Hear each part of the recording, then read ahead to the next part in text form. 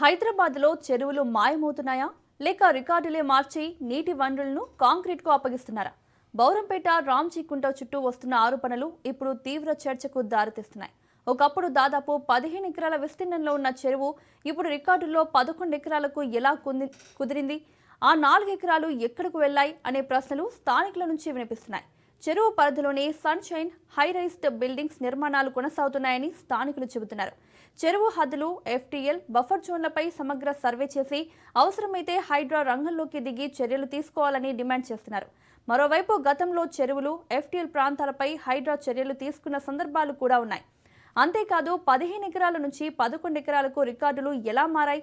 దానికి బాధ్యులెవరు? సంబంధిత శాఖల అధికారులు పాత భూ రికార్డులు, అనుమతులపై పూర్తి విచారణ జరిపి తప్పు చేసిన వారిపై చర్యలు తీసుకోవాలని స్థానికులు డిమాండ్ చేస్తున్నారు. ఇప్పుడు ప్రశ్న ఒక్కటే, రామ్జీ కుంటను కాపాడతారా లేక ఈ వివాదం కూడా ఫైళ్ల కిందే పూడ్చి పెడతారా?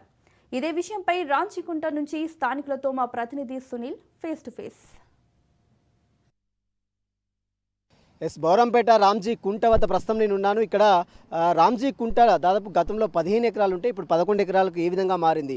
ఈ కబ్జా చేసి మరి సన్షైన్ వెంచర్స్ నిర్మిస్తున్నారనేది ప్రధానంగా ఆరోపణలు విడుతున్న నేపథ్యంలో దీనికి సంబంధించినటువంటి స్థానికులు కూడా పెద్ద ఎత్తున ఫిర్యాదు చేశారు. ప్రస్తుతం ఫిర్యాదు చేసినటువంటి బాబు ఉన్నారు మనతో మాట్లాడడానికి. చూస్తున్నాం ఇంత పెద్ద వెంచర్ స్టార్ట్ చేసారు. గతంలో 15 ఎకరాలు ఉన్నటువంటి చెరువు ఇప్పుడు 11 ఎకరాలు మారింది. అంటే వారిని అడిగితే మేము ఇక్కడ కూడా కబ్జా చేయలేదు. ఏం చెప్తారు మీరు పిటిషనర్గా? పాత ఓల్డ్ మ్యాప్స్ అన్నీ మార్చేసి 11 ఎకరాలు ఇది మ్యాపింగ్ చేసిర్రు. యాక్చువల్గా ఉన్నది ఇదండి పాత ఓల్డ్ మ్యాపింగ్, 15 ఎకరాలు చెరువు. దీన్ని ఇక్కడ ఉన్న స్థానిక ఇరిగేషన్ ఆఫీసర్ కానీ వాళ్ళందరూ సంబంధించిన వాళ్ళు అధికారులందరూ కలిసి ఇక్కడ ఈ మ్యాపింగ్ని 11 ఎకరాలకు మార్చి ఇక్కడ ఉన్నటువంటి సన్షైన్ కన్స్ట్రక్షన్ వాళ్ళు ఎవరైతే ఉన్నారో వాళ్ళకు మద్దతు తెలుపుతున్నారు.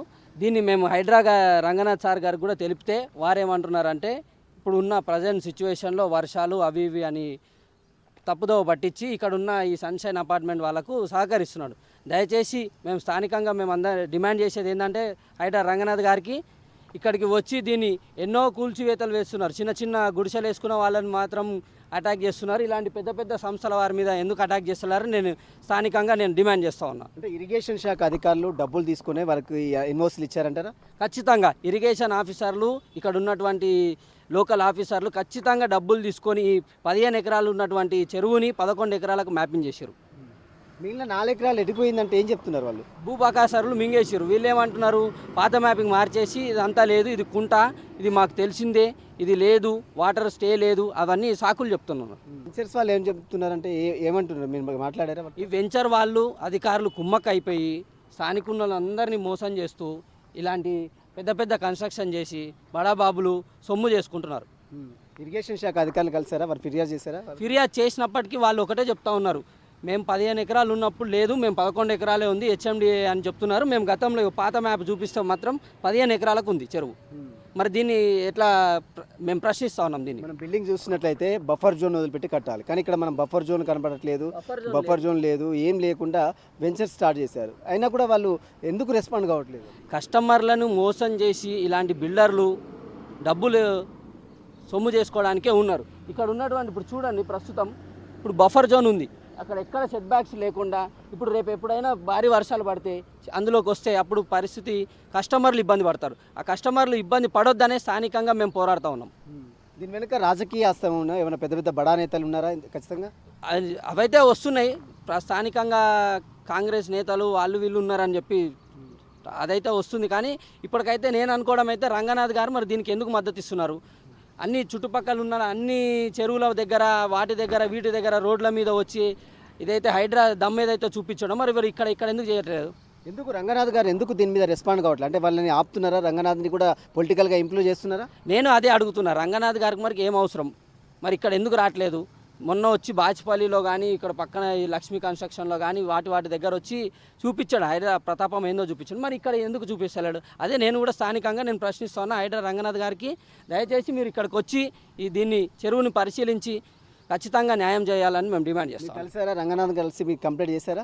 రంగనాథ్ గారిని కలిసి కంప్లైంట్ చేసినాము. వారు ఏమన్నారంటే మేము ఇప్పుడున్న పరిస్థితులలో కొంచెం వర్షాలు సిటీలో ఇబ్బందులు జరుగుతున్నాయి, వాటి గురించి మేము కొంచెం టైం ఇవ్వండి, మేము చేస్తామని అంటున్నారు. కానీ మాకైతే న్యాయం జరిగేలా అనిపించట్లేదు. ఖచ్చితంగా దీన్ని మీరు ప్రజల్లోకి తీసుకెళ్ళి పబ్లిక్ చేసి దీని కస్టమర్లను కానీ ఇక్కడ ఉన్న చెరువును కుంటలను కాపాడాలని మేము కోరుతా ఉన్నాం. చెరువును కుంటలు కాపాడాలని మీరు అంటున్నారు, ఖచ్చితంగా దీన్ని డిమాలిషన్ చేయాలని డిమాండ్ చేస్తున్నారా? ఖచ్చితంగా డిమాలిష్ చేయాలి. రంగనాథ్ గారు మీరు తొందరగా ఈ టైం తీసుకొని దీన్ని డిమాలిష్ చేయాలని మేము ప్రజల తరపున కోరుతా ఉన్నాం.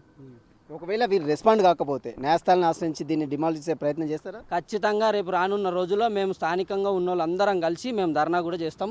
రంగనాథ్ గారి ఆఫీస్ దగ్గర ముట్టడి కూడా చేస్తాం. కోర్టులను ఆశ్రయిస్తారా? ఖచ్చితంగా న్యాయస్థానాలను ఏమైనా ఆశ్రయిస్తారా? ఒక స్టేజ్లో అక్కడ వరకు వస్తే కోర్టుకు పోతాం, ఇంకెక్కడికైనా పోతాం. ఇది చూస్తున్నాం, ప్రస్తుతం అయితే మనం చూస్తున్నాం ఏదైతే రామ్జీ కుంటను ఆక్రమించుకొని దాదాపు 15 ఎకరాలు ఉన్నటువంటి రామ్జీ కుంట ఇప్పుడు 11 ఎకరాలకు ఏ విధంగా మారింది.